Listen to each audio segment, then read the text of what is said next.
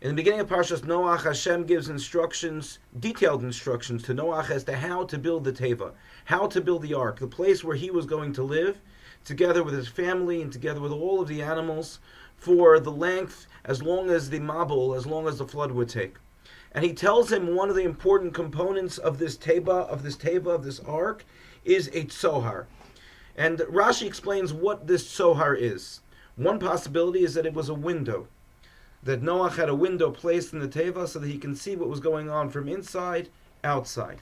But the other opinion that Rashi quotes is that there wasn't a window, but Tzohar was a certain stone that was placed in the Teva and that radiated light so that everyone within the Teva itself was able to see during the time that they were in the ark. And the question really is, why was that such an important factor?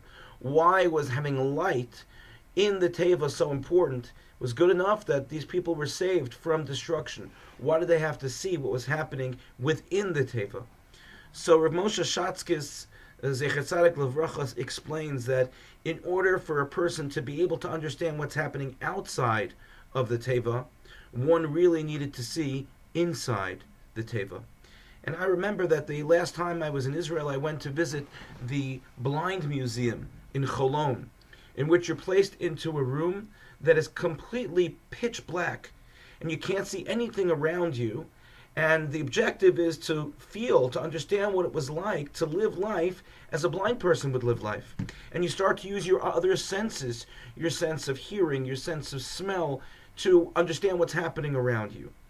But the question that you have to yourself while going through the blind museum is, should I even bother opening up my eyes? Because the darkness is so thick and so heavy, there's no way that I can see anything, so why should I even bother opening my eyes? I might as well just keep them closed. So that with that, Rav Moshe Shatzkis explains, no. In order for a person to understand, to have a sense of what's happening around them, they need to be able to open their eyes in order to be able to have a reference point. If the individuals who were in the Teva wanted to understand what was happening outside, they had to be able to differentiate between what they were experiencing via sight and what was happening outside, the assumption of the destruction that was taking place. That would only be able to be possible if they were able to open their eyes, and if it was complete darkness, they wouldn't even bother opening their eyes. Sometimes we ask ourselves a question: do we find ourselves in our own Teva, in our own ark, and close our eyes to everything that's happening around us? There are moments in life where that's very important. It's important that we're able to focus on ourselves, on what it is that we need to do, and put everything else that's outside aside, and not focus and not bother with it.